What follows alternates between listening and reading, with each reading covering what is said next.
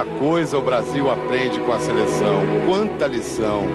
Nós, que ainda temos o vício de nos autodesmerecer, aprendemos que podemos e devemos sempre acreditar. Nós, que torcemos o nariz para a ideia de disciplina, aprendemos que ela é a base para que o talento decole. Nós não precisamos temer nenhuma potência. Nós sabemos fazer tudo que os outros sabem e sabemos fazer melhor. A defesa alemã era a melhor da Copa? Era. Nossos zagueiros deram show na final, especialmente o tão criticado Roque Júnior. E nossos dois volantes, Gilberto Silva, perfeito, Kleberson, supremo. Rivaldo só participou de 2 jogadas, só. Na primeira, Ronaldo perde a bola, recupera, passa para Rivaldo que chuta. Oliver Kahn, Oliver quem? Bate roupa como um goleirinho de várzea. O melhor goleiro do mundo estava do outro lado, São Marcos. Depois o moleque Kleberson faz a jogada. Rivaldo usa a inteligência e Ronaldo. 2 anos e meio de Via Crucis. Bichado, acabado para o futebol, aleijado e recuperável. Artilheiro isolado da Copa, gênio, fenômeno sim, e nosso maior professor. Ronaldo nos ensinou que viver só é um desafio impossível para quem tem medo da luta.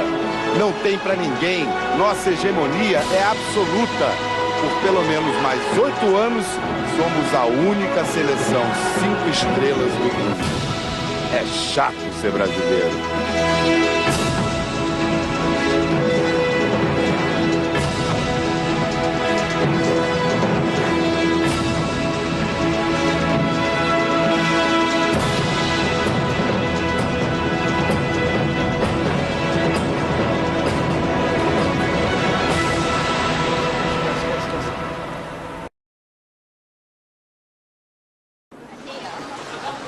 A noite da Zona Leste de Ulsan dá samba. Tem o lugar ideal para um coração apaixonado dar uma cantada. Se a performance do artista não pode ser melhor no videokê, o estilo sim. Seu Ug Lee é o alfaiate 24 horas. Quem me procura tem um encontro imediato e tento fazê-lo ficar elegante rapidamente. Mas se virar o café na roupa, estraga tudo. Na simples e animada vida noturna de Ulsan, os conquistadores estão à solta. Para atrair e ter as mulheres, basta ter charme, diz o professor Lin Hu. Acho que ele quis dizer basta ter força. Nos restaurantes que parecem sapatarias, tem porquinho, boizinho, franguinho, cachorrinho, só na coleira. Pelo menos durante a Copa do Mundo, para não chocar outros povos. Depois de um dia intenso de trabalho, alguns coreanos de Ulsan encontram uma maneira rápida para relaxar, descarregar a raiva. Por favor, tenha bondade, pode se desestressar à vontade.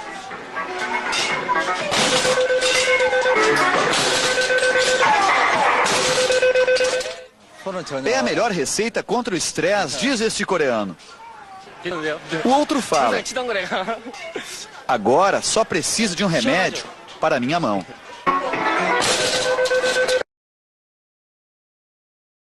Os então campeões tinham um time de craques, muitos deles imigrantes, formando um espelho no qual a Grande Nation nem sempre gostou de se ver. Ganharam o campeonato europeu de seleções e convenceram o mundo de que a Grande Nation tinha mesmo encontrado a grande seleção. Até a trombada com o time de uma ex-colônia, o Senegal, que impôs aos franceses uma dura derrota, mesmo só de 1-0. O que parecia um acidente virou no empate em 0-0 com o Uruguai o anúncio de uma tragédia. Mas, sendo a França, não era uma tragédia qualquer. Derrota de 2-0 para a Dinamarca tem um gostinho de Waterloo, a última cartada, que não deu certo. Nunca uma seleção com tantos títulos recentes e tão importantes caiu de maneira tão lamentável já na primeira fase de uma Copa. Não deixa de ser mais um título.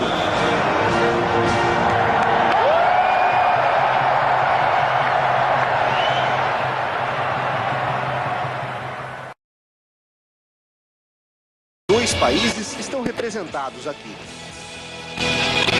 Destaque para 2 deles, os maiores, os melhores do mundo da bola. Mas na terra do Monte Fuji, só um chegaria ao topo. Anastácia cantou o hino da Copa. Ela só abriu o verdadeiro show, de milhares de brasileiros cantando o hino nacional. Um momento emocionante, o começo de um final feliz. Nomes famosos que fazem parte da história do futebol vieram assistir ao espetáculo, vieram dar boas-vindas a um novo integrante do seleto grupo. Roger Milá, em 3 Copas o embaixador do futebol alegre de Camarões. Michel Platini, a imagem de uma França genial. E é claro, o maior de todos, o rei, Pelé. Com a bandeira, ele deu o sinal. O Brasil foi aprovado. Deve ter sido doído para Beckenbauer, o Kaiser alemão, aceitar seus novos companheiros. Mas não tem discussão. Os heróis do Penta agora fazem parte deste grupo dos melhores de todos os tempos.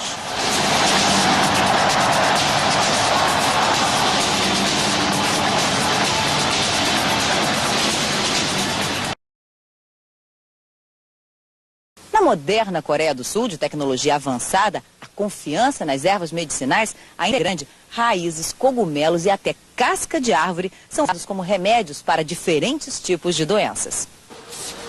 Água para hidratar o ginseng sensível ao calor de 30 graus. A chegada do verão neste lado do mundo inaugura a alta temporada no mercado de ervas em Seul. Aqui se percebe que a medicina oriental resiste bravamente à influência do Ocidente. Para os coreanos, boa saúde está associada a um extenso cardápio de produtos naturais. Em 2.000 bancas, mais de 500 variedades de sementes, plantas, frutos e ervas medicinais. Raízes como o rangui para combater indisposição e dores no corpo. Cogumelo gigante indicado para má circulação e reumatismo. Casca de uma árvore coreana usada como anti-inflamatório. A vitalidade desse comércio vai muito além dos quarteirões que formam o mercado das ervas. Há 5 anos, os vendedores constituíram uma cooperativa que abastece diretamente milhares de farmácias de manipulação e consultórios médicos de todo o país. Na Coreia existem mais de 10.000 especialistas como Sun Jo Lee, doutor em medicina oriental. Sun Jo mostra os medicamentos com que trabalha há 15 anos. São 100 variedades de ervas, raízes e sementes. É preciso conhecer a fundo as propriedades medicinais de cada produto natural, ensino médico, e combiná-los para alcançar a cura desejada. Uma receita de combate à gripe, por exemplo, pode associar até 10 ervas e raízes. No próprio consultório, os equipamentos necessários para obter o produto final, em forma de chá ou xarope. Mas nem sempre só isso basta. Para os casos de dor nas costas e problemas de coluna, o médico ainda receita outro estranho remédio.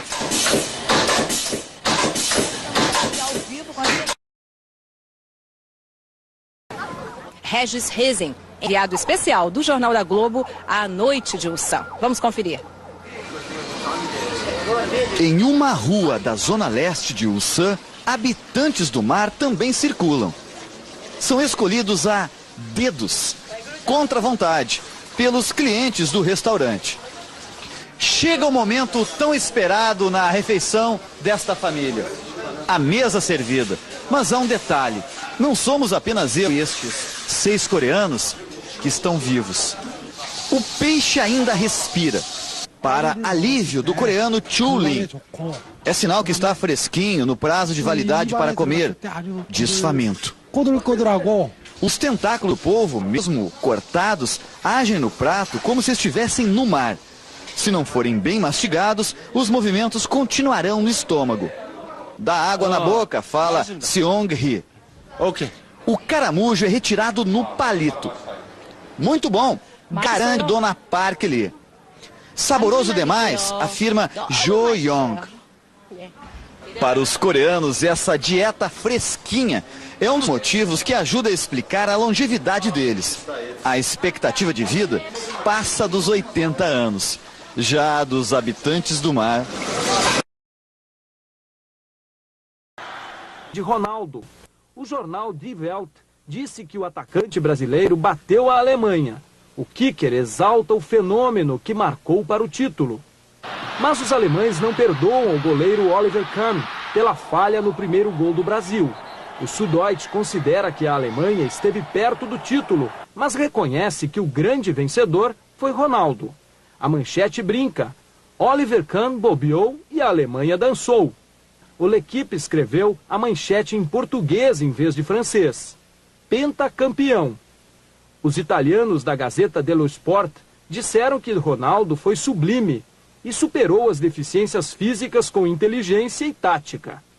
O Guardian britânico disse que a final não foi um clássico, mas teve um fim de conto de fadas. E o tradicional The Times disse que a performance de Ronaldo mostrou que ele voltou a ser o melhor jogador do mundo. Em toda a Europa, a imagem da torcida fazendo festa hoje é verde e amarela. Brasileiros e europeus que torceram contra a seleção da Alemanha se juntaram para comemorar o pentacampeonato. Aqui em Londres, desde que perderam para o Brasil nas quartas de final, os ingleses trocaram de camisa e hoje estão todos a favor do Brasil. Brasil com Z, é claro. Trafalgar Square, a mais famosa praça no centro da capital britânica, lotou de alegria. A cidade cinzenta ficou colorida depois que o Brasil se transformou no primeiro pentacampeão mundial de futebol. Nos pubs, os tradicionais bares britânicos, o hino nacional brasileiro virou grito de guerra. A festa parou as ruas de Londres. Nem os agentes da Scotland Yard ousaram impedir a comemoração. E agora vamos para Nova York com Jorge Pontual para saber como a vitória do Brasil foi comemorada por lá. Cauá tem 7 meses, nasceu nos Estados Unidos, mas é brasileiríssimo. Helena, 10 anos, também é brasileira e americana. Fala português com sotaque. Como muitas meninas americanas, joga futebol. Eu gosto de jogar defesa. E torce, sofre pelo Brasil. Mas hoje, Cauá e Helena ganharam o que nenhum americano tem. Como todo brasileiro, conheceram o gostinho de ser pentacampeão. O grito de pentacampeão tomou conta da Rua dos Brasileiros aqui em Nova York. Esta pode ser a capital do mundo, mas até o principal jornal da cidade proclamou em manchete: no futebol, o Brasil é o centro do universo. Nos jornais americanos, nas edições de hoje pela internet, só dá Ronaldo e Brasil. Nas ruas de Nova York não é preciso ser brasileiro para festejar os pentacampeões. Eu amo o Brasil, eu adoro o Brasil. Eu sou sueco, nascimento, eu sou brasileiro de coração, de alma. Sou nova-iorquiano, mas falo português. Brasil, Brasil! Francês, jamaicano e até um alemão, todos se juntam num grito só. As bandeiras se misturam, todas as cores celebram o verde e amarelo. Mas na hora de dizer no pé, não tem pra ninguém. É gol do Brasil. No confronto de logo mais estarão em jogo o tetracampeonato da Alemanha, o Penta do Brasil e a Taça FIFA.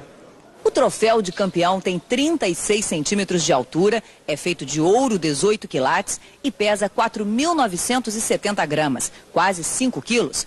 A base contém 2 camadas de malachita semi-preciosa e 17 plaquinhas, com espaço para os campeões do mundo até 2038. O desenho é do italiano Silvio Gazzaniga, que venceu 52 competidores num concurso depois da Copa de 70, quando o Brasil conquistou em definitivo a Taça Gilles Rimet. O troféu atual é propriedade da FIFA. Quem vence uma Copa recebe uma réplica em ouro e só mantém a guarda da taça original até a competição seguinte. Craques alemães se rendiam ao talento brasileiro. Mas se estava escrito um cardápio de opções para o torcedor do Brasil, para o alemão a dieta tinha um único prato. O goleiro Kahn tinha a responsabilidade de carregar o time nas costas.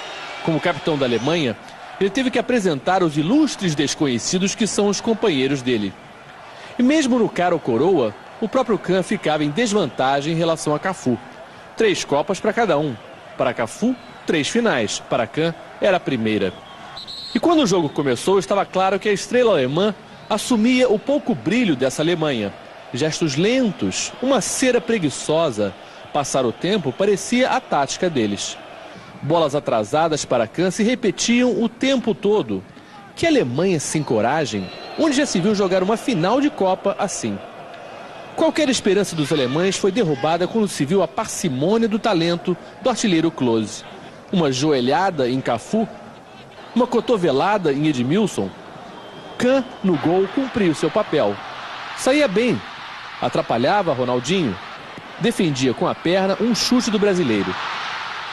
No fim do primeiro tempo, ele saiu de campo com a máscara intacta. No começo do segundo tempo, a Alemanha namorou a ideia de vencer o jogo.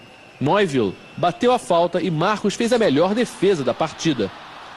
E Kahn não era isso tudo. Essa frieza apregoada.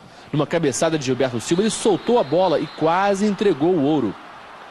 E pouco depois, o goleiro que dizia que atacante bom tem que passar por ele, cometeu um pecado de arrogância. Tentou segurar a bola no chute de Rivaldo. Vacilou e pagou por isso. O rebote sobrou para Ronaldinho, gol. O segundo do Brasil não foi culpa dele, mas para um jogador que tem cara, jeito, autoconfiança, que beira a arrogância, o 2-0 era duro de aguentar. Na faixa estava escrito Sayonara Deutschland, sorry. Na mistura de 3 línguas, adeus Alemanha, desculpe. Para o técnico Völler, também já não adiantava reclamar. Ele foi centroavante e atrás dele estava o melhor deles. E quando o Juninho ganhou uma disputa na cabeça, era hora mesmo da Alemanha reconhecer quem era o melhor. Termina o jogo e Kahn era consolado por muita gente. Mas um vice-campeonato para esse time estava bom demais. Basta ver a expectativa que existia em relação a ele. Em maio, o jornal Bild, o mais importante de maior circulação da Alemanha, estampou em manchete: saia de férias em junho, vá para um lugar bem longe, sem televisão, para que você não veja esse time envergonhar o país. Ele não podia estar mais errado. 2006, na próxima Copa, a Alemanha vai jogar em casa. É sempre uma vantagem. Mas ou o time deles melhora muito, ou se os alemães esperam vencer o Brasil, é melhor esperar sentado. Craques alemães se rendiam ao talento brasileiro. Mas se estava escrito um cardápio de opções para o torcedor do Brasil, para o alemão a dieta tinha um único prato. O goleiro Kahn tinha a responsabilidade de carregar o time nas costas. Como capitão da Alemanha, ele teve que apresentar os ilustres desconhecidos que são os companheiros dele. E mesmo no cara ou coroa, o próprio Kahn ficava em desvantagem em relação a Cafu. 3 Copas para cada um. Para Cafu, 3 finais. Para Kahn, era a primeira. E quando o jogo começou, estava claro que a estrela alemã assumia o pouco brilho dessa Alemanha. Gestos lentos, uma cera preguiçosa. Passar o tempo parecia a tática deles. Bolas atrasadas para Kahn se repetiam o tempo todo. Que Alemanha sem coragem, onde já se viu jogar uma final de Copa assim. Qualquer esperança dos alemães foi derrubada quando se viu a parcimônia do talento do artilheiro Klose. Uma joelhada em Cafu, uma cotovelada em Edmilson. Kahn, no gol, cumpriu seu papel.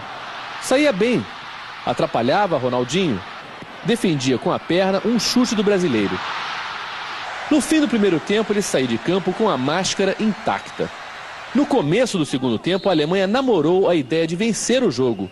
Neuville bateu a falta e Marcos fez a melhor defesa da partida. E Kahn não era isso tudo. Essa frieza apregoada. Numa cabeçada de Gilberto Silva, ele soltou a bola e quase entregou o ouro. E pouco depois, o goleiro que dizia que atacante bom tem que passar por ele, cometeu um pecado de arrogância. Tentou segurar a bola no chute de Rivaldo. Vacilou e pagou por isso. O rebote sobrou para Ronaldinho, gol. O segundo do Brasil não foi culpa dele, mas para um jogador que tem cara, jeito, autoconfiança, que beira a arrogância, o 2-0 era duro de aguentar. Na faixa estava escrito Sayonara Deutschland, sorry.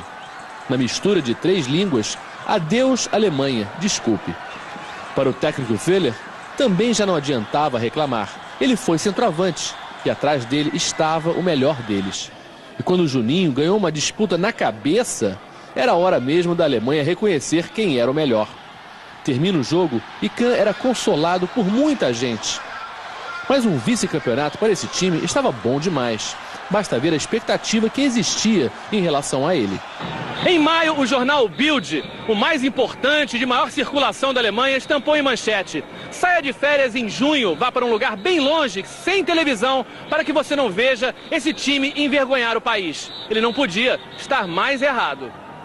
2006, na próxima Copa, a Alemanha vai jogar em casa. É sempre uma vantagem. Mas ou o time deles melhora muito, ou se os alemães esperam vencer o Brasil, é melhor esperar sentado.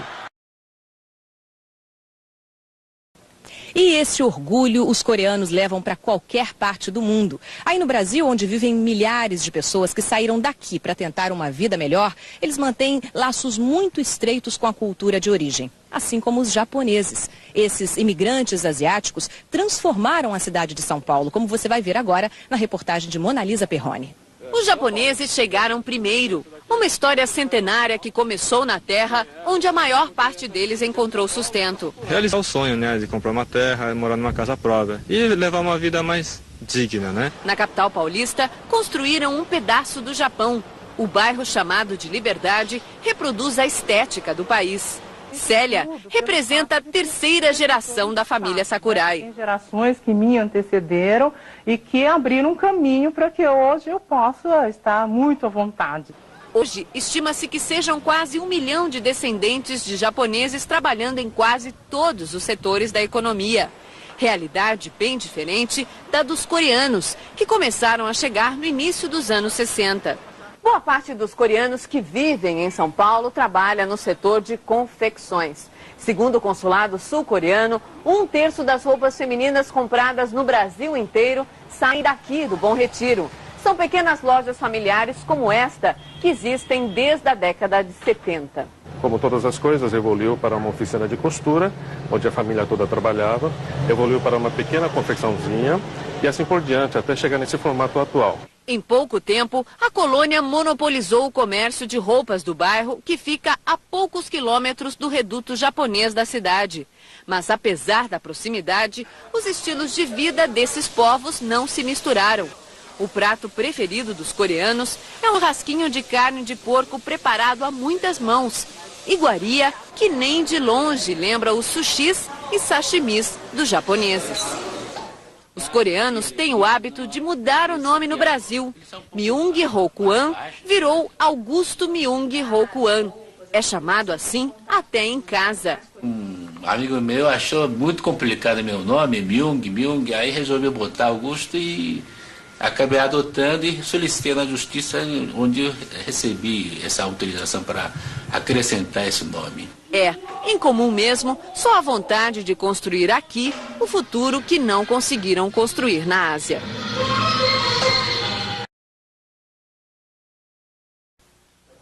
E qualquer que seja o resultado do jogo contra a Espanha no sábado, a Coreia já tem um dos 8 melhores times do mundo. A vitória, que fez cada coreano sonhar acordado, foi um pesadelo para os italianos. O famoso explorador Marco Polo tinha sido o último italiano a contar notícias incríveis do Oriente,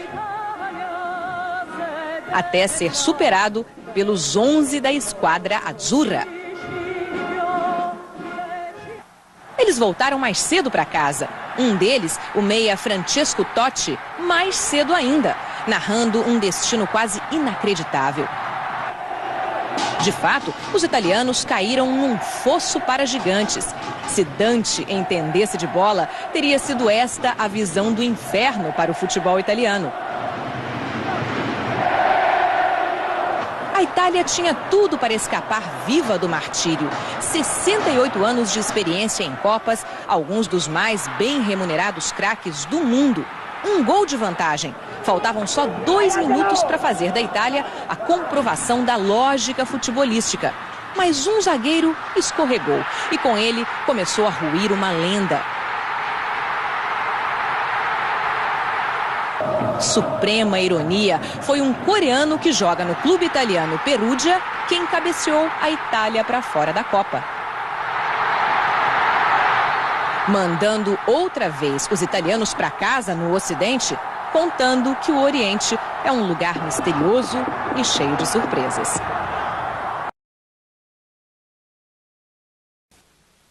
Nascido em Londrina, no Paraná, e criado em São Paulo, ele sempre teve a vida ligada ao futebol. Ex-jogador no Brasil, Nelson se mudou para o Japão há 15 anos. Virou técnico e professor de futebol. Durante a Copa vai acompanhar a seleção da Nigéria como assistente voluntário. Um sonho quase completo. O ideal seria ajudar o Brasil, né? No dia 17 de janeiro de 1995, um terremoto arrasou a cidade de Kobe. Nelson foi salvo por questão de horas. Ele era técnico de um time de futebol em Okayama e estava se transferindo para cá. 17 de janeiro era exatamente a data em que ele viria conhecer um novo local de treinos e também a casa onde iria morar. Depois, vendo o noticiário, eu vi que era grave. Então, não tinha. Nesse momento, eu senti que fui salvo.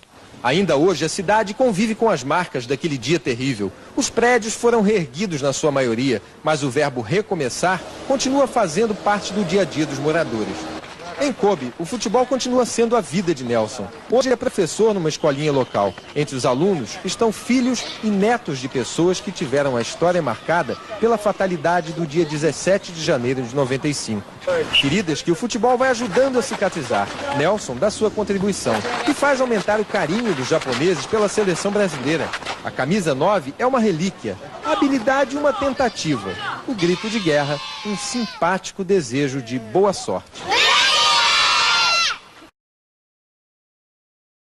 A festa começou nas alturas. Lá de cima, a seleção teve uma ideia do que a esperava. Mas no chão, os craques viram que a realidade era, de novo, melhor do que o sonho. Muito melhor. Agora a gente sabe que é campeão do mundo. 500 mil pessoas se espalhavam ao longo dos 15 quilômetros entre a base aérea e o Palácio do Planalto. Foi maravilhoso, valeu, é penta, o Brasil é penta, ninguém é só Brasil. Os pentacampeões comandaram a festa de cima do trio elétrico. A multidão acenava, corria atrás dos ídolos, fazia malabarismos por um autógrafo. E, acima de tudo, queria ter a certeza de que o amor pela seleção era correspondido. A esplanada dos ministérios nunca viu tanta gente. A rampa do Palácio do Planalto nunca foi tão informal.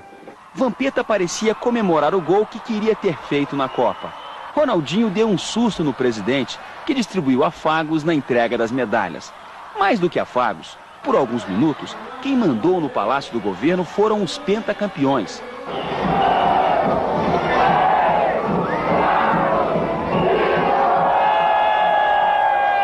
No parlatório, alegria, delírio, ao som do Olodum.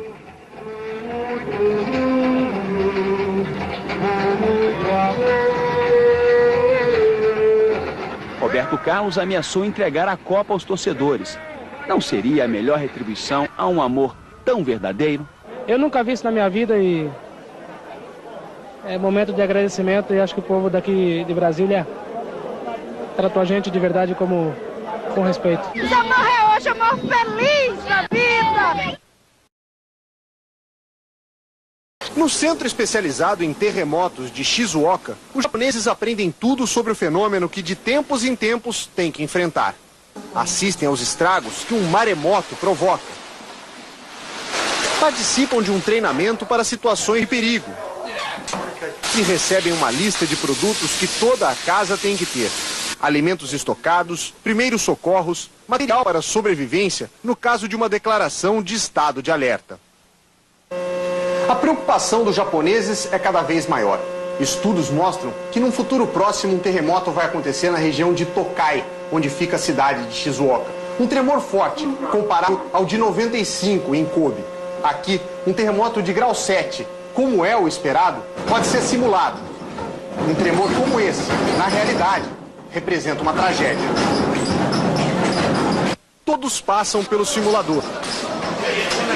Parece divertido, mas saber que isto vai acontecer é assustador, diz Masayuki Minoru. O diretor do centro, Ishiro Tezuka, conta que o terremoto de Tokai acontece a cada 100, 150 anos. O último foi há 148 anos. Não conseguimos prever com exatidão quando ele vai chegar, mas sabemos que está perto. Acredito que mais de 6 mil pessoas morrerão. Isso não dá para evitar. Para uma pequena cidade japonesa, a seleção inglesa vale ouro. Tsuna está apostando no sucesso dos ingleses na Copa para não ter que se desfazer do maior tesouro do local. Há muitas formas de atrair turistas para uma cidade. Construir uma estátua de 30 metros pode ser uma delas. Encurtar o caminho com a construção de uma ponte pode ser outra, mesmo que o pedágio custe o equivalente a R$60. Mas no oeste do Japão, a cidade de Tsuna, onde a milionária seleção da Inglaterra está hospedada, tem além desses um atrativo extra. O Parque de Shizuka é uma espécie de museu do ouro, barras verdadeiras e imitações que tornam o lugar mais imponente. Até o chocolate aqui é vendido em caixas douradas. A grande relíquia, no entanto, está dentro deste cofre. Uma barra de ouro de 63 quilos que custou o equivalente a R$2 milhões e foi comprada para aumentar o fluxo turístico na região. Deu certo. Já foram até hoje 3.400.000 visitantes.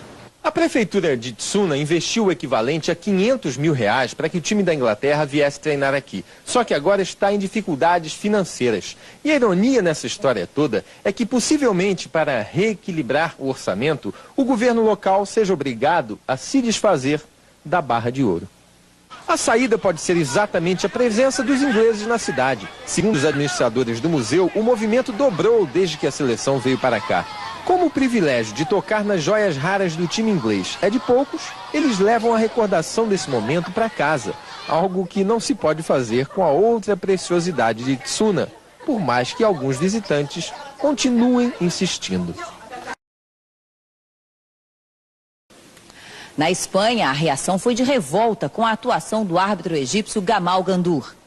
Em Madrid, as comemorações deram lugar à indignação quando o juiz anulou o gol de Baraja, marcando falta no lance. Em Sevilha, onde está sendo realizada a reunião de cúpula da União Europeia, o presidente do governo espanhol, José María Aznar, fez cara feia, mas evitou reclamar da arbitragem.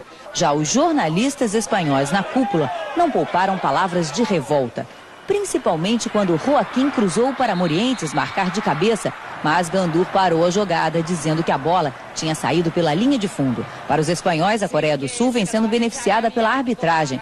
Torcedores lembraram o jogo contra a Itália nas oitavas de final. O equatoriano Byron Moreno marcou incorretamente impedimento de Tomasi, que estava livre para fazer o gol de ouro dos italianos. O Marca, principal jornal de esporte na Espanha, estampou a manchete "Assalto" em sua edição eletrônica. Para El Mundo Deportivo, a seleção espanhola caiu nos pênaltis com decisões lamentáveis do árbitro.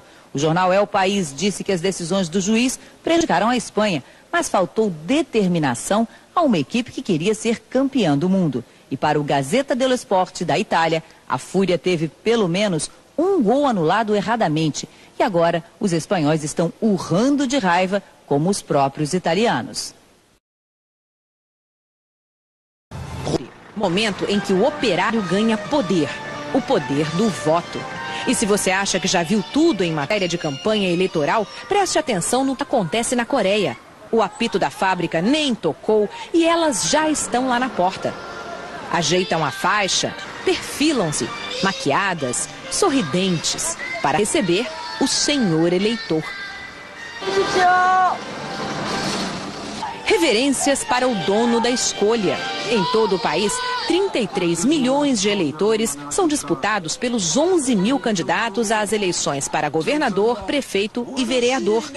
O candidato a uma vaga na Câmara Municipal de Ulsan gasta seu melhor coreano do alto do carro de som. Mas não comove os passantes a caminho do trabalho. E é esta a preocupação dos políticos locais. Nas últimas eleições, apenas metade dos eleitores foi às urnas. E agora, o problema é ainda mais grave. O problema é que é época de Copa do Mundo e o voto na Coreia do Sul não é obrigatório. Os políticos estão um tanto desesperados, fazendo qualquer coisa para ganhar o voto do eleitor. Senhoras distintas com suas luvinhas brancas acenam e cantam o jingle do partido.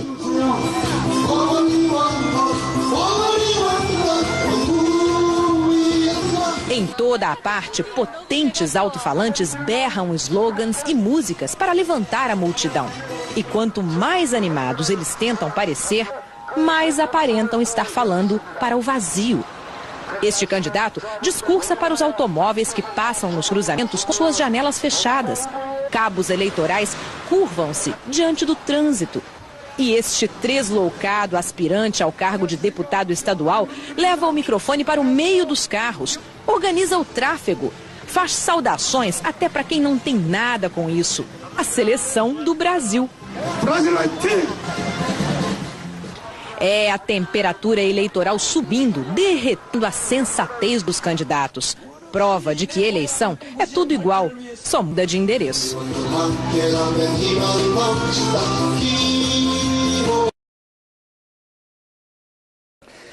Incendeia vitrines, muda a dinâmica do comércio. As lojas montam barracas na rua e é como um enxame de abelhas em favo de mel. Só em Seul já foram vendidas 5 milhões dessas camisetas desde a primeira vitória coreana sobre a Polônia. O país exportador de tecidos está pedindo ajuda às confecções da China. Não quer deixar o calor do patriotismo apagar na falta de pano vermelho. Estamos eufóricos, diz a dona de casa. A festa da classificação inédita, conquistada em cima de Portugal, atravessou a madrugada de sábado, país afora. A Copa do Mundo mostra que a Coreia mudou. As novas gerações já não pensam mais somente em carreira e trabalho. O jovem quer saborear suas conquistas e parece que tudo conspira a favor desse espírito de união. A classificação da Coreia coincidiu com um fim de semana especial para o país. Hoje é o Dia Nacional da Tradição. Nos centros culturais aqui de Seul, atividades resgatam o passado, ensinam sobre a importância de não perder a memória de um povo. Os coreanos miram os olhos no futuro, sem se esquecer de reverenciar suas raízes. Raízes feitas de cerimônias de fé, onde se pedem vida longa e prosperidade. Raízes de trabalho, nas mãos habilidosas dos artesãos do barro. Mãos que davam duro numa época em que ainda não existia amaciante de roupas. Pois as crianças só querem uma cor nas oficinas de pintura. E até na hora de medir forças, o vermelho leva melhor. Respeitosa com suas tradições, a Coreia se sente ainda mais à vontade para a festa da Copa. E depois de passar para oitavas de final, é possível dizer com todas as letras: os coreanos estão dando saltos de alegria.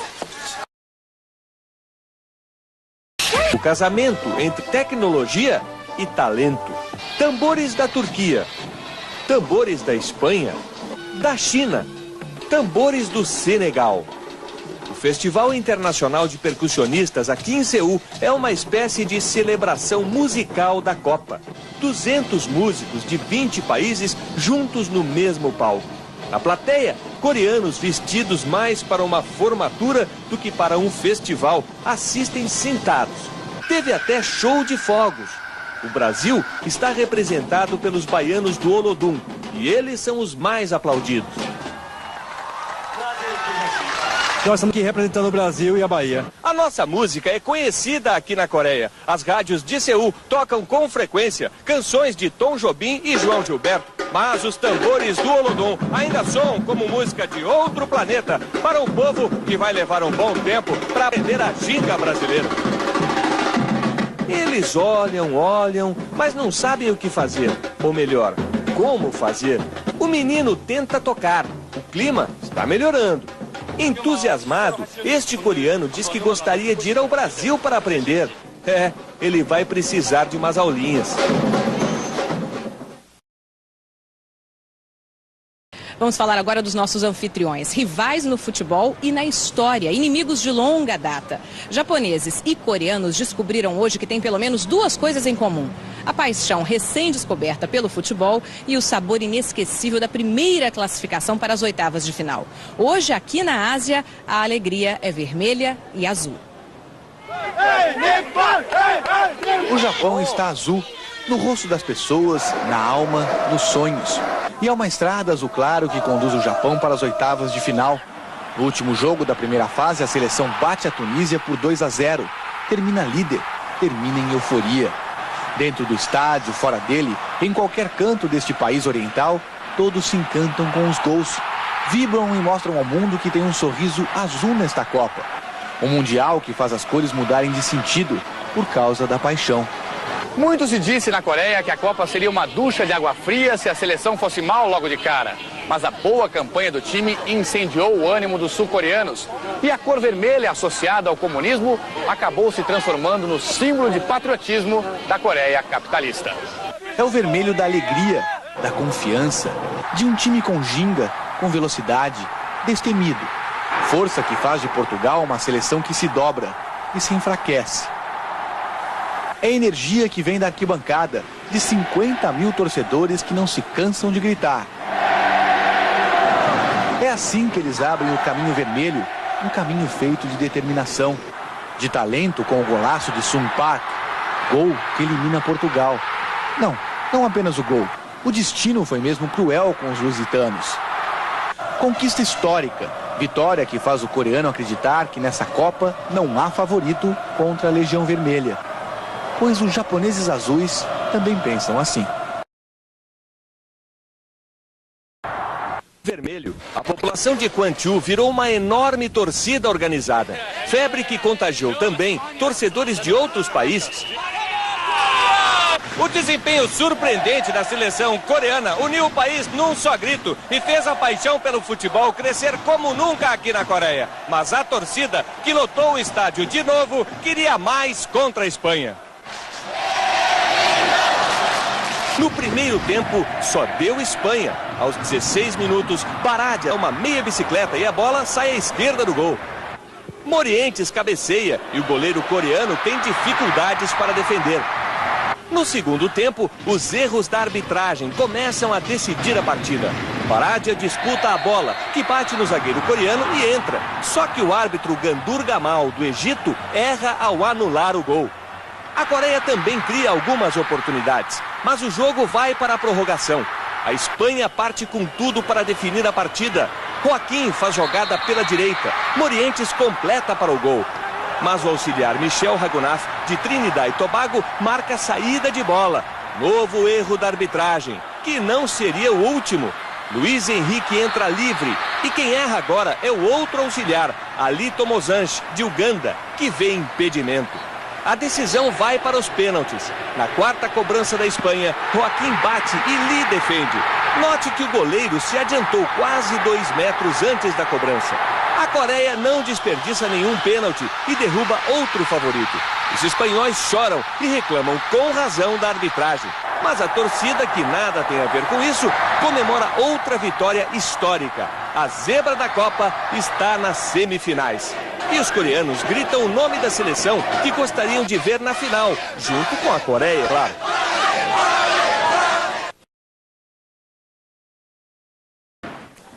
A seleção coreana parece abalada. Mal o jogo começa, Hong Myung-bo, veterano de 3 mundiais, perde a bola e Hakan Şükür faz o gol mais rápido da história das Copas. Aos 11 segundos, Turquia 1-0. A reação da Coreia também é rápida. Aos 8 minutos, Lee Jung-yong bate a falta. O chute no ângulo faz o estádio explodir de alegria. Aos 12 minutos, Mansiz faz 2-1 e põe a Turquia de novo em vantagem. O talento de An Jong-hwan mantém viva a esperança coreana.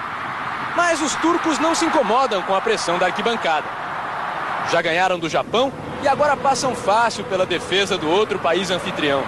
Mansiz livre faz 3-1.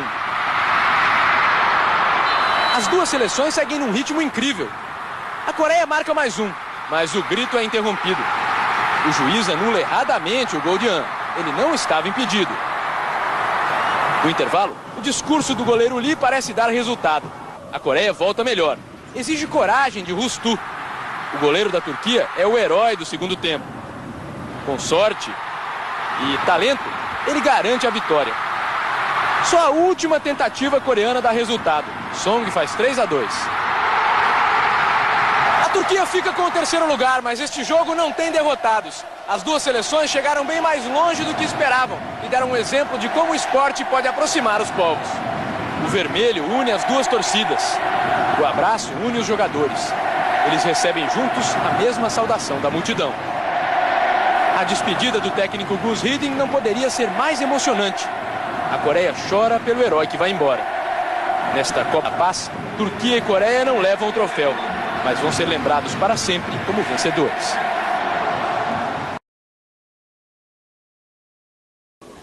Capacidade para 72 mil torcedores. Um território japonês moderno, mas com ares de velho continente. Europeu, sem dúvida nenhuma. Pelo estilo, é um estádio europeu. O gramado excelente, o campo excelente, o estádio bonito pra caramba, o estádio mais bonito que eu já joguei na minha vida, que eu vou poder jogar na minha vida. 3 jogos foram realizados aqui. Irlanda e Arábia, Equador e Croácia, Japão e Rússia. Nenhum deles deixaria famoso este gramado. Mas Yokohama é o palco da decisão. E aí, a trave do gol do título, todos os cantinhos do estádio passam a ser observados com mais atenção.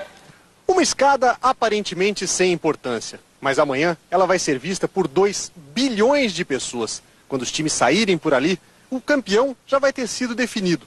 Aquela escada é o último obstáculo no caminho da taça. Exagero? Não. Ninguém esquece, por exemplo, esta imagem, feita em uma escada, nos Estados Unidos, por onde passaram os grandes campeões. A Copa começou, mas os americanos nem notaram. É daqui a 2 semanas? Não faço a menor ideia de quando vai ser. Eles não sabem nem quantos jogadores cada time tem em campo. 9? Este homem só acerta com a ajuda do amigo. São 22 ao todo em campo, certo? O futebol, paixão de tantos povos, ainda não conquistou os americanos. Hoje em dia, eles até jogam, mas ainda não são fãs. A bola também rola nos gramados americanos, mas aqui, quem chuta melhor, dribla melhor e marca mais gols são as meninas. Nos subúrbios e nas cidades pequenas, elas dominam e têm ídolos. Afinal, a seleção feminina de futebol dos Estados Unidos já foi campeã do mundo e nunca perdeu para o Brasil em jogos oficiais. Mas a seleção masculina nem sonha em chegar perto de uma final de Copa do Mundo. Quando peço a escalação da seleção americana, elas gritam: ela é a estrela da seleção feminina, mas na Copa quem está jogando são os homens. Aí ficou difícil. Elas não sabem dizer o nome de nenhum dos jogadores. Diogo Burgos dá aula de futebol para crianças americanas há 4 anos e diz que elas gostam do esporte. Eles têm várias opções, né? Futebol americano, beisebol. E é muito importante para a cultura dele esses outros esportes, o basquetebol também. Vai ser difícil transformar esta paquera em namoro de verdade.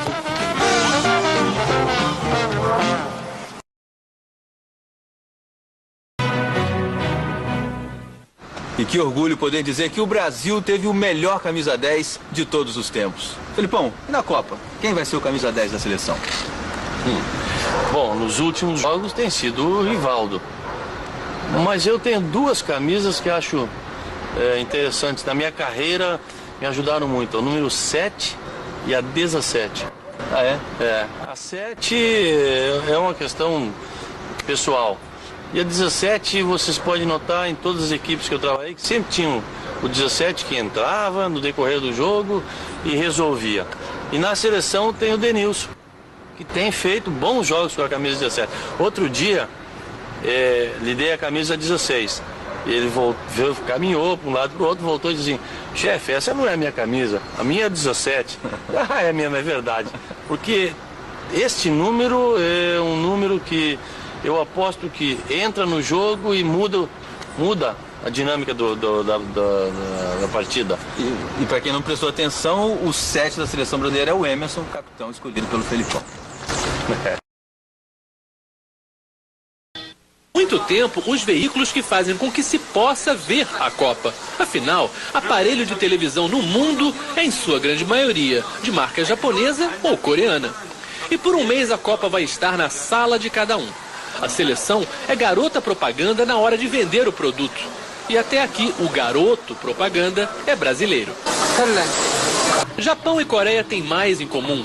Essa vai ser a Copa da chuva, do calor, da umidade. A primeira em 2 países, a primeira na Ásia. E a competição, na verdade, começou há muito tempo, não só nas eliminatórias, mas também entre japoneses e coreanos, que gastaram 6 vezes mais do que a França para fazer 20 estádios super modernos. São gramados que vão a manicures. E será nesse estádio de Seul o jogo de abertura entre França e Senegal, o país africano, um dos 4 estreantes dessa Copa, junto com Equador, Eslovênia e China. Em tempos em que se fala tanto de confronto de civilizações, de tão triste memória, o jogo de amanhã entre França e Senegal, Europa contra a África, cristão contra muçulmano, um país colonizou o outro, nada disso importa nessa Copa do Mundo. Pelo contrário, os dois países têm uma língua em comum. No futebol, são quase da mesma família. 21 dos 23 jogadores de Senegal jogam na França. E os franceses exportam seus jogadores pelo mundo. O meio-campo Patrick Vieira nasceu em Senegal e migrou menino para a França. Agora ele é francês. O futebol bota em campo temas como imigração, globalização. O estádio está pronto para a festa, o mundo ansioso por ela. No telão, como na telinha, imagens que trazem tanto orgulho aos brasileiros. Vitórias da seleção. O futebol quase foi eleito para o Prêmio Nobel da Paz em 2001. Em 2002, ele pode ajudar a fazer as pazes entre Coreia e Japão. E pode, por um mês, por todo mundo, fazer a alegria do torcedor. Mas a cidade moderna e sofisticada, que para ver a Copa, conseguiu vencer a morte. No dia 6 de agosto de 45, um avião americano despejou sobre Hiroshima a primeira bomba atômica da história. O museu da cidade preserva a memória do horror. 350 mil pessoas foram expostas à explosão de 300 mil graus. O impacto foi brutal, destruiu tudo num raio de 2 quilômetros. O resto foi torrado por uma onda de calor destruidor. Só ficaram restos de vidas interrompidas. O triciclo, a marmita, as moedas, as garrafas derretidas.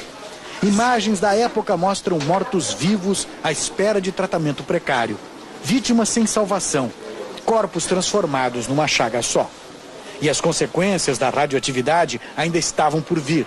140 mil pessoas morreriam nos 4 meses após a explosão. Pessoas sofrem até hoje as consequências da radioatividade. Relembrar com tanta força o passado não impede a população desta cidade japonesa de viver intensamente o presente e até de lamentar por Hiroshima não ter sido escolhida como uma das sedes desta Copa.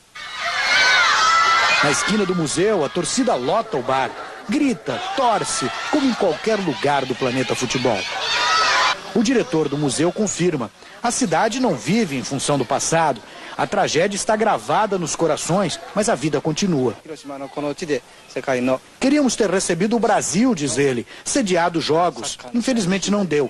Mas a gente se emociona cada vez que os jogadores trocam camisas em campo. É um gesto de paz, diz o diretor. E aqui em Hiroshima, sabemos bem o valor da paz. Coisa que se aprende desde pequeno. Esses japonesinhos são cidadãos do mundo da bola. Camisa da França, o garoto usa a pulseira com o nome do time que mais admira, Brasil. O futebol ensina tolerância e dá esperança de que o mundo destas crianças não repita os erros horríveis do passado. Os alemães fazem discurso de gente humilde. Na frente das câmeras, dizem estar em desvantagem para o Brasil. Pois que ninguém se iluda, é pura estratégia de uma equipe experiente que busca aliviar um pouco da pressão de uma final desse porte. E que final! Será simplesmente o duelo entre as duas maiores potências da história dos mundiais. As duas ganharam 7 das 16 Copas já realizadas. E em 12 decisões, uma das equipes estava em campo brigando pelo título. É dupla de respeito. Os dois países são disparados os que mais vezes disputaram jogos da Copa. Mas, por um desses acasos do destino, Brasil e Alemanha jamais se confrontaram no Mundial. Em várias oportunidades, as duas seleções estiveram perto de se enfrentar. Em 70, no México, a Alemanha perdeu para a Itália na prorrogação da semifinal. Se tivesse vencido, disputaria a taça com o Brasil e daria ao mundo a oportunidade de ver Pelé e Beckenbauer em campo, os dois maiores ídolos de seus países. Também ficamos sem ver Garrincha e Fritz Walter em 58. Matheus e Romário em 94. Pois agora será a disputa entre o melhor ataque do Mundial e a melhor defesa. Os alemães tomaram um único gol em 6 jogos. O goleiro Oliver Kahn demonstra segurança total, diz não temer o ataque brasileiro. Tomara que esteja enganado, pois nossos 3 R's são a esperança brasileira de conquistar o Penta e abrir distância dos alemães. Um dos lugares mais calmos da Terra do Sol Nascente. Uma vila de ruas estreitas, onde cuidar da horta é diversão. Quanto à Copa do Mundo, ainda não ouvi falar nada sobre isso. A simpática Dona Tsumi já teria ouvido falar alguma coisa sobre a Copa se conhecesse os novos vizinhos que tem. Vizinhos que estão deixando bem mais agitada a pequena vila. Um vizinho barulhento, tímido, mas barulhento. A seleção do Japão está concentrada aqui, mais escondida do que concentrada. Só é vista quando passa de ônibus a caminho do estádio do Júbilo Iwata. É festejada. Vai para mais um treino secreto. Então está combinado. Ninguém incomoda o Japão. E o Japão não incomoda a Dona Tsumi. Além do futebol, a Copa irá trazer mais uma coisa legal para o mundo. A paz entre a Coreia e o Japão. Banzai!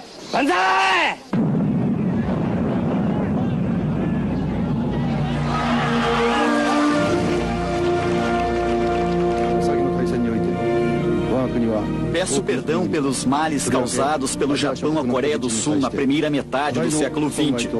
Disse o primeiro-ministro japonês Junichiro Koizumi em agosto de 2001. Na Copa do Mundo, vamos dar as mãos definitivamente. Fala Ri Hong-woo, organizador da Copa em Ulsan, onde o Brasil vai se hospedar na primeira fase. Ele diz que crianças coreanas e japonesas merecem um mundo de sonhos e harmonia e que não seria justo elas herdarem o ódio que reinou no passado por aqui. Pela rivalidade que existiu entre os dois países, Japão e Coreia já viveram como gato e cachorro. Hoje na Coreia o cachorro serve para alimentar. O gato no Japão serve para dar sorte, atrair bons fluidos. Hoje somos dois bichos amigos, diz brincando este coreano. O japonês ao lado concorda e fala: desejo ainda ver outra Copa organizada por dois povos, israelenses e palestinos. E por que não? Há 60 anos, quem imaginaria Coreia e Japão se unindo para sediar uma Copa do Mundo? Paz, o outro nome do futebol.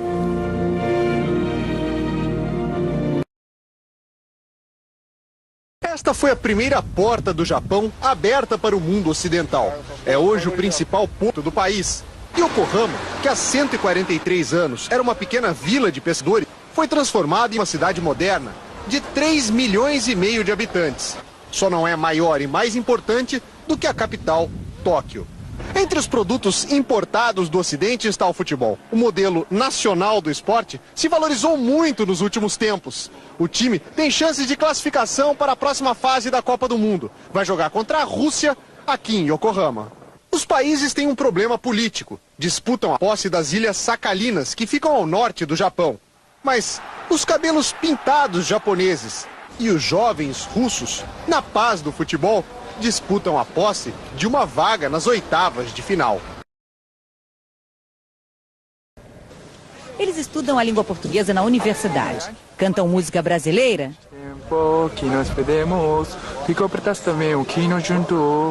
Não me deixe só aqui, esperando mais um verão. Mas a paixão mesmo é a nossa seleção. Yuki e Yuzuki são japoneses.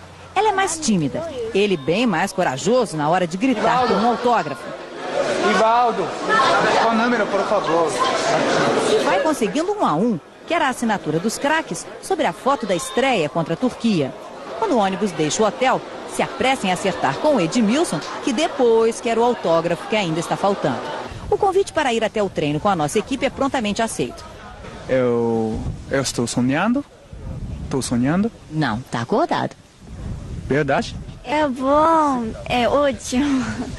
Eu não posso acreditar. Seguir os passos da seleção é o que eles mais gostam de fazer. E vai ser assim nessa Copa. Yuzuki conta que também jogava futebol, mas há 2 anos passou a fazer hemodiálise e teve que parar. O próximo passo é um transplante de um dos rins que vai ser doado pelo pai para que ele possa visitar o Brasil.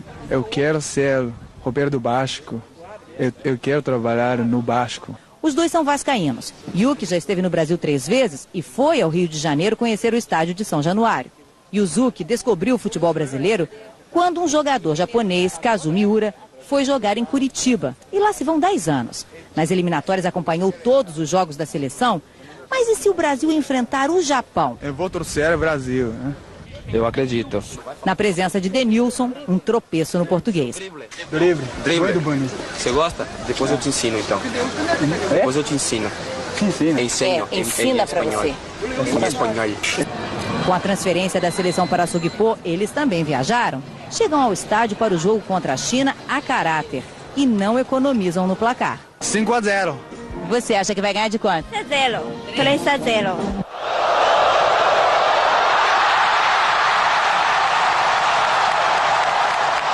Mas onde estão aqueles japoneses tão contidos do treino? Parece que eles já aprenderam a torcer como nós. Valeu, Brasil!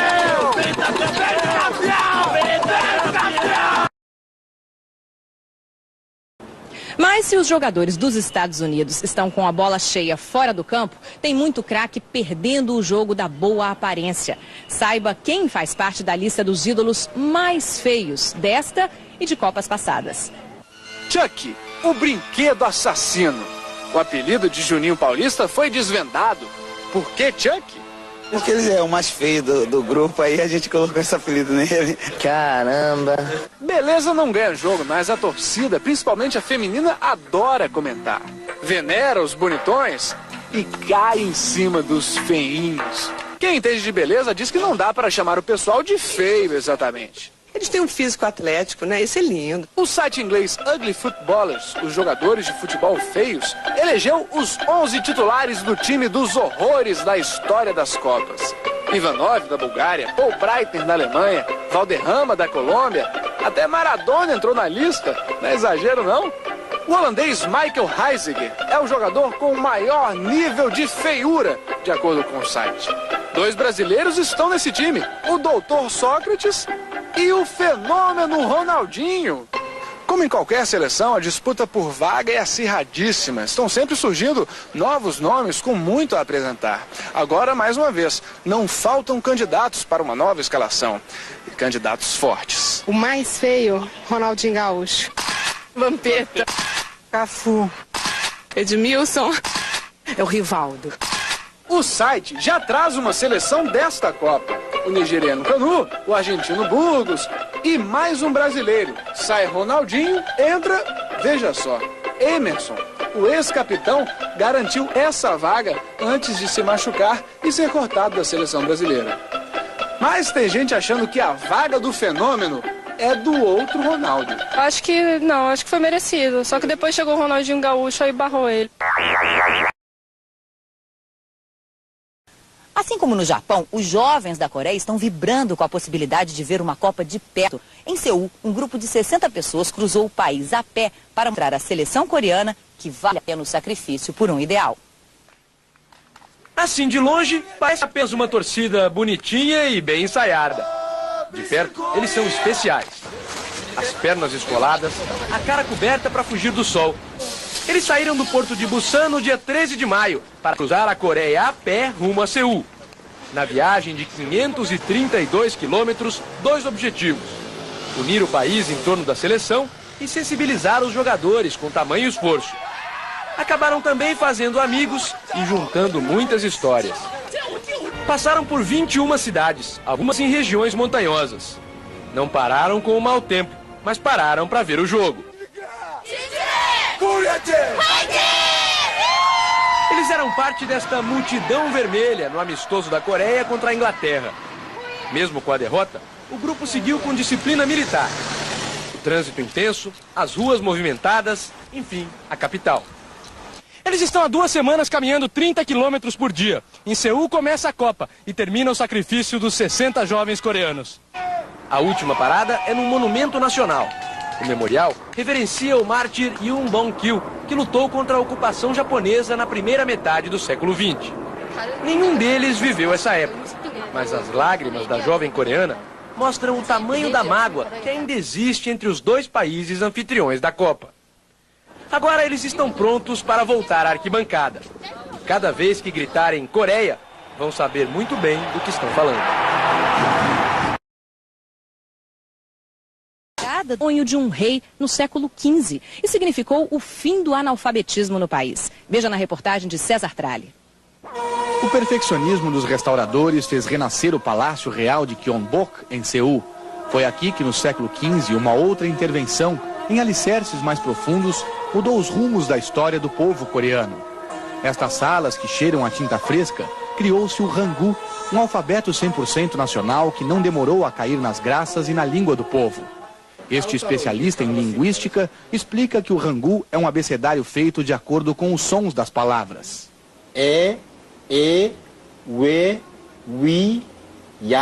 O alfabeto coreano nasceu do sonho de um rei incomodado com um elevado índice de analfabetismo entre os súditos. Foram chamados ao palácio todos os linguistas da época e até mesmo matemáticos e astrônomos, até que o rei Sejong reuniu a corte inteira para apresentar o Hangul. 10 vogais, 14 consoantes, que representam com perfeição todos os sons necessários para falar a língua coreana. A letra N se escreve assim, pois segue o desenho da língua que toca o céu da boca. O M é um quadrado que se baseia na posição dos lábios durante a pronúncia da letra. O grande valor desse alfabeto, diz Bonson, é que com ele se escreve exatamente como se fala. O Hangul é orgulho nacional, com prestígio internacional. O alfabeto recebeu da Unesco status de Patrimônio da Humanidade.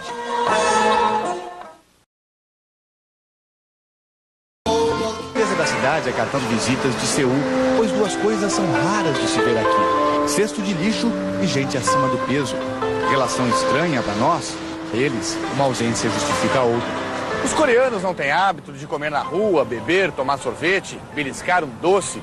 Aqui não se tem o costume de comer fora de hora. Isso ajuda a explicar um curioso fenômeno no Oriente, sonho dos ocidentais: a falta de gordinhos. Os coreanos se satisfazem com porções pequenas e são adeptos de um cardápio saudável que os nutricionistas aí no Brasil estão carecas de recomendar. Muita verdura e legume refogados, quase nada de fritura e carne branca em vez de vermelha. Carne de vermelha é muito pouco, porque é muito caro em relação ao Brasil. Odila tem medidas de modelo sem fazer um mínimo esforço. Brasileira, ela mora em Seul há 4 anos. Só com a mudança de hábito alimentar perdeu 5 quilos e não ganhou mais peso.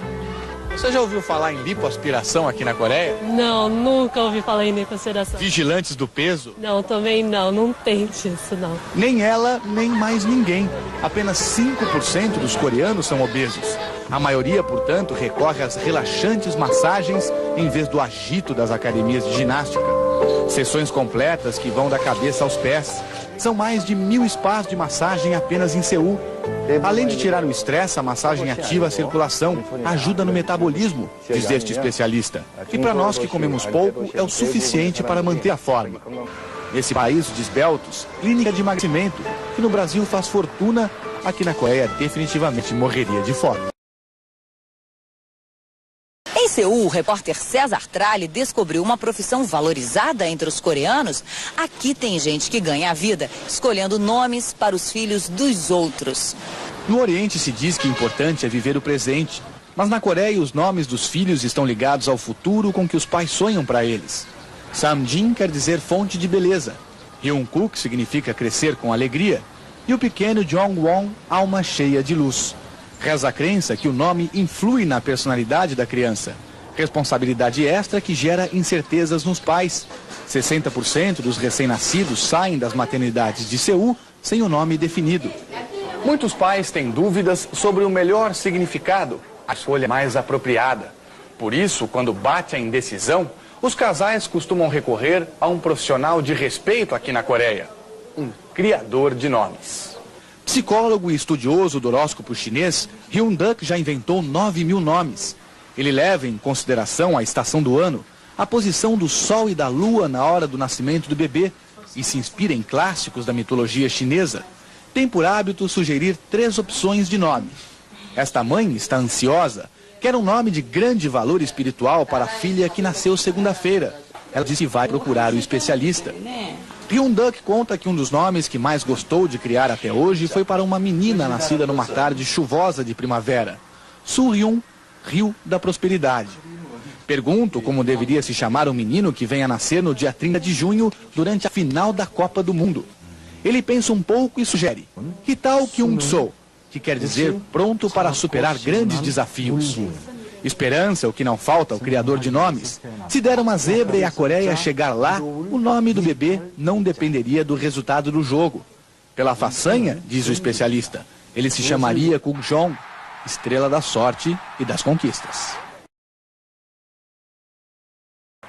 Aqueles estádios em que o jogador sente a respiração do torcedor e vice-versa. A distância entre as cadeiras e o gramado não chega a 10 metros. Se por um lado os times aceleram com o estímulo da torcida, também são capazes de se abalar com as cobranças. São 44 mil lugares, arquitetura arrojada, estádio que segue as linhas futuristas da primeira Copa do século XXI. Foi construído no meio da cidade, onde funcionava uma velha fábrica de velas. Pois foi em Suwon que a reza africana fez Senegal entrar para a história dos mundiais. Foi aqui que os africanos conquistaram a vaga para a próxima fase, um 3-3 emocionante com o Uruguai. Assim como fizeram com o Senegal, milhares de torcedores coreanos vão lotar o estádio de Suwon para torcer pelo Brasil. E que a nossa seleção possa fazer bonito aqui também, mas que de preferência não deixe a Costa Rica encostar no placar.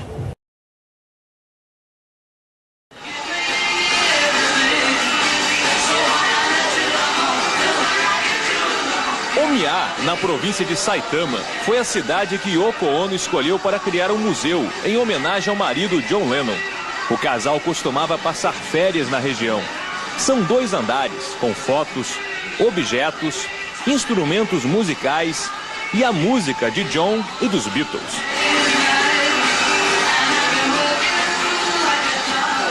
O museu é a maior atração turística da cidade. Aqui não há tantos brasileiros como em Hamamatsu. Hoje, desde cedo, alguns já faziam plantão no hotel à espera dos jogadores. 1.100.000 pessoas moram na região e a maioria trabalha em Tóquio. Mas esse corre-corre do dia a dia nada tem a ver com uma das principais atividades econômicas de Saitama. Elas parecem plantas comuns, mas não são. Este é um jardim de bonsai, algo típico da cidade. Aqui há pequenas árvores que valem como joias. Bonsai em japonês significa árvore que cresce no raso. As plantas são achadas em florestas e tratadas como objetos de arte. Esta tem 400 anos e custa o equivalente a R$196 mil. Há muitos jardins como este em Omiya, que vendem para todo o país. O bonsai mais barato aqui sai por cerca de R$700. Ramo No-san tem 70 anos. Há 40 vive disso. Quem cuida de um bonsai deve ser como um atleta, dedicado, persistente, disciplinado, ensina Ramo, que está entusiasmado com a atuação do Brasil na Copa. Ele exibe o jornal do dia. Ronaldinho. O sucesso do futebol brasileiro, como o bonsai, também pode durar muito, se for bem cuidado, como vem sendo nesta Copa.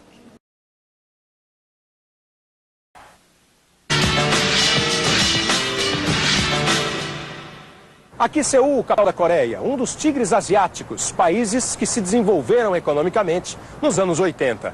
Na economia, a gente ouve sempre falar do G7, o grupo dos países mais ricos do mundo.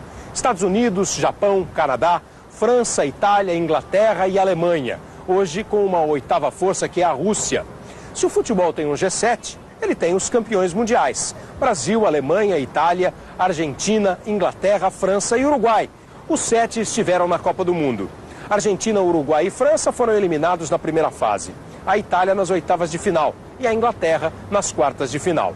Uma 8ª força deste grupo, a Espanha, que tem um campeonato repleto de estrelas, foi eliminada também nas 4ª de final, mesmo com os erros de arbitragem no jogo contra a Coreia. Aí surgiu espaço para os países emergentes. Senegal e Estados Unidos chegaram às 4ª de final. Coreia e Turquia estão entre as 4 melhores seleções da Copa. Será que a geografia do futebol está mudando? Eu conversei com o técnico Carlos Alberto Parreira, campeão mundial em 94. Parreira acha que não. Para ele, Coreia e Turquia, por exemplo, precisam mostrar a mesma força em competições futuras. Parreira tem razão. Novidades acontecem sempre nas Copas do Mundo. Em 94, a Bulgária foi a 4ª colocada e nem veio para o Mundial de 2002. Em 98, a Croácia ficou em 3º e este ano saiu na primeira fase.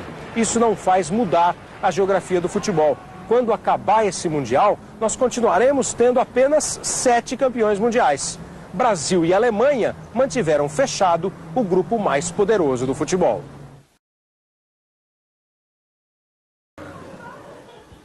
A torcida não é formada por turistas que viajaram para ver a Copa, como a maioria dos que acompanharam a primeira fase na Coreia do Sul. São brasileiros que moram no Japão há muitos anos. Nós viemos juntos em busca de uma nova vida. Mauro Suzuki está há 13 anos em Kobe. Nesse tempo, casou e teve 2 filhos. Uma história parecida com a de muitos outros. Meu trabalho, mas a gente vai convivendo, vai tentando, vai se adaptando ao país e vai ficando, né? Hoje, oficialmente, vivem 150 mil brasileiros no Japão. É um número tão alto de pessoas que há quem consiga ganhar dinheiro com produtos especificamente do Brasil. São brasileiros vendendo para brasileiros. Renato Yasumuguchi fez do caminhão uma loja ambulante. Um oásis para quem está com saudade de casa. Olha o cartaz: costela, frango a passarinho, linguiça. Lá dentro, prateleiras com revistas, CDs, feijão e um freezer com carne. Renato estacionou o caminhão em frente ao hotel da seleção. Nada de autógrafo ou foto de jogador. Queria fazer negócio com um produto que está em falta no estoque da CBF. Me falaram que estava faltando goiabada aí, né? Então eu vim rasgando aqui, trouxe umas caixas de goiabada aí, vender mais caro para a seleção, né? A loja sobre rodas de Renato virou o ponto de encontro dos brasileiros.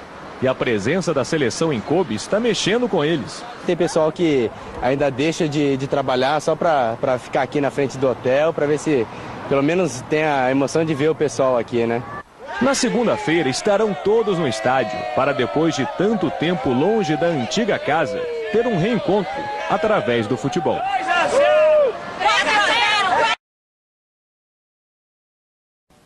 Quando a Copa começou, o mundo estava precisando de um descanso. Nos últimos meses, a humanidade tinha carregado o peso de atentados, guerras, ódio respondendo ódio em todas as direções. Mas, felizmente, 2 povos que já foram inimigos trocaram um aperto de mãos e convidaram nações de todo o planeta para jogar bola. Esta foi a Copa da Paz. Os soldados ficaram à espera dos hooligans que não chegaram nunca. Nas arquibancadas, nada de violência, só a simpatia dos orientais. Eles vestiram a camisa de todos os times. Nesta Copa, a tristeza das torcidas era colorida. O adeus dos franceses foi digno, elegante, como manda a etiqueta de lá. Os americanos trouxeram todas as estrelas e listras para enfeitar os estádios. Chegaram longe e descobriram o futebol. Quando perderam, sentiram a derrota como só quem gosta desse esporte pode sentir. Mas nada se compara ao espetáculo da torcida vermelha. Os coreanos levam para o estádio a disciplina. Gritam Derramingo, o nome completo do país, como se nós gritássemos República Federativa do Brasil. Mas a mistura de formalidade oriental e paixão latina deu certo.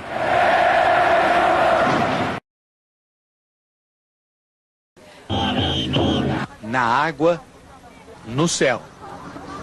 Para onde quer que se olhe, tem alguma coisa especial acontecendo ao longo do Rio Han. Jovens ou velhos, não importa. Aqui todos parecem formar uma única e grande família. O mesmo rio que corta a cidade de Seul no meio, une seus moradores para a contagem regressiva do início da Copa. Repete-se aqui parte da alegria que marcou as Olimpíadas de Seul em 88. Nas margens do Rio Han, os coreanos demonstram toda sua capacidade de organização e de receber bem os visitantes. Recepção que está na singela ola, representada aqui por estudantes. Nos balões que trazem um apelo de paz no mundo.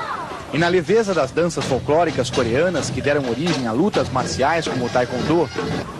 No meio da festa, um convidado ilustre, o ator Roger Moore, consagrado na pele do agente secreto 007. Conseguimos furar o bloqueio dos seguranças. Pergunto qual é a expectativa dele para essa Copa. Espero ver poucos cartões amarelos e vermelhos e muito futebol em campo, diz Roger Moore. E o que o senhor acha da seleção brasileira? O Brasil é sempre um forte favorito. Dá para apostar? Só se for na Inglaterra. James Bond que nos desculpe, mas não seria nada mal que ele perdesse essa aposta. Ordem e progresso nas mesas do Japão. Neste restaurante, a 5 quilômetros do estádio, tem os mais variados tipos de carne. Aqui até a bola vai para o espeto e tem picanha do jeito que o torcedor brasileiro gosta. E você está esperando muita gente, afinal de contas, são 42 mil torcedores que vão estar presentes no estádio. Ah, claro que sim, a gente está esperando bastante brasileiro e a presença dos jogadores e do técnico Filipão, né? Que eu sei que ele é pão duro e se o Brasil ganhar da Bélgica de goleada, ele vai ter o prazer de comer essa saborosa picanha de graça, hein? É pra você, tchê! Corta uma lasquinha então aí, pra gente mostrar o sabor. Mas não é de churrasqueira, hein? Saborosa picanha. Cadê o churrasqueiro? Churrasqueiro? Churrasqueiro japonês aí? O que o senhor tem para dizer para a seleção brasileira? Vamos ser penta, Brasil! Que barbaridade, tchê! Gambari machou, Brasil! O que quer dizer isso? O Gambari machou, vamos se esforçar para ser penta. Então vamos lá, né, Ana Paula? Essa sabe como convencer o Filipão. Obrigada, viu, Regis? Do recém-convertido, o fanatismo fica maior. Mas a fé dos chineses nessa seleção deles tem mesmo algo de religioso, porque só milagre pode dar à China um bom resultado nessa primeira Copa. O técnico Bora Milutinovic é tratado como um messias que conduziu o time nessa travessia até a terra prometida dos deuses do futebol. O problema para ele é que agora os chineses querem mais. Eu entendo, diz Bora, que cada um tem um sentimento diferente, que os chineses queiram ganhar. Mas no esporte tem que se ter consciência do lugar onde se está. O sucesso de Bora no futebol chinês o transformou numa espécie de garoto propaganda, aparecendo em anúncios de macarrão a aparelhos de ar-condicionado. Capaz que ele ganhou um pouco menos de 3 milhões de dólares e teve até que registrar a marca dele, Milu, do sobrenome Milutinovic. As televisões chinesas estão em peso nessa Copa. São 300 jornalistas. Cada minuto no horário nobre da televisão deles está custando para um anunciante 300 mil dólares, 100 vezes mais do que o normal. E como eles vão sediar a Olimpíada de 2008 em Pequim, o casamento entre esporte e televisão tem dado cada vez mais lucro num mercado de 1 bilhão e 300 milhões de consumidores. Mas em termos de futebol, os chineses deviam dar a palavra às mulheres. Afinal, as chinesas já disputaram finais de Copa do Mundo e de Olimpíadas. Os homens, nem em sonho. O repórter Regis Riesen foi conferir como se deu essa transformação nas ruas de Ulsan. Na zona leste de Ulsan, em uma sala de cinema, um público sentadinho, comportado. Quando as luzes se apagam... Que filme é esse? Na zona oeste de Ulsan, 20 mil pessoas aguardam o espetáculo. Quando o show começa... Quem são esses artistas? Uma plateia está do lado de fora do estádio Munsu, onde o Brasil jogou com a Turquia. A outra está na universidade, onde a seleção brasileira treina. Nos dois telões, a mesma atração censura livre. Coreia 2, Polônia 0. O pátio da universidade, onde a seleção brasileira tem os dois campos de treinamento, nunca ficou tão agitado como depois da vitória da Coreia, estreando na Copa.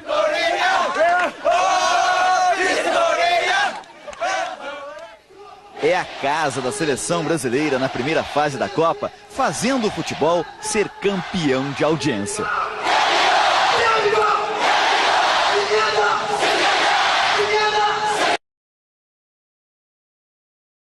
Ao se classificar para as oitavas de final, as seleções da Coreia e do Japão fizeram muito mais do que empolgar as torcidas. Transformaram o futebol asiático em uma marca de sucesso, como tantos outros produtos made in Japan e made in Korea.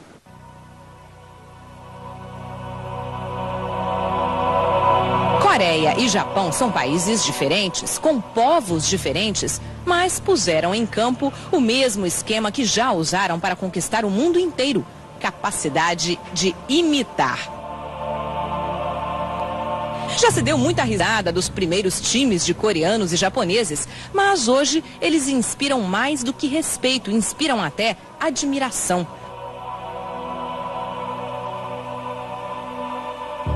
Foi assim também com os carros, aparelhos eletrônicos, vestuário, até super-heróis de televisão desenvolvidos por coreanos e japoneses. Primeiro, ninguém gostava. Hoje, ninguém vive sem eles. Com o futebol, os asiáticos usaram a mesma fórmula. Foram aprender com os bons, com os europeus e com os brasileiros. Agora desafiam os professores da velha escola, como desafiaram antes as antigas potências industriais.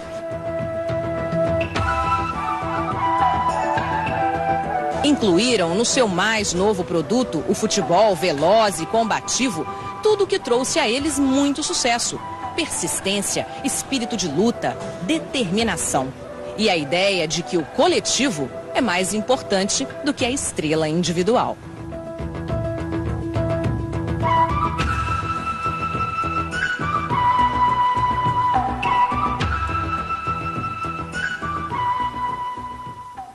E a história das Copas torna esta vitória dos anfitriões ainda mais saborosa. As duas seleções nunca haviam chegado às oitavas de final. Na França, quando estreou no Mundial, o Japão perdeu os 3 jogos que disputou. A Coreia do Sul participou de 5 Copas do Mundo e não venceu uma única partida. William.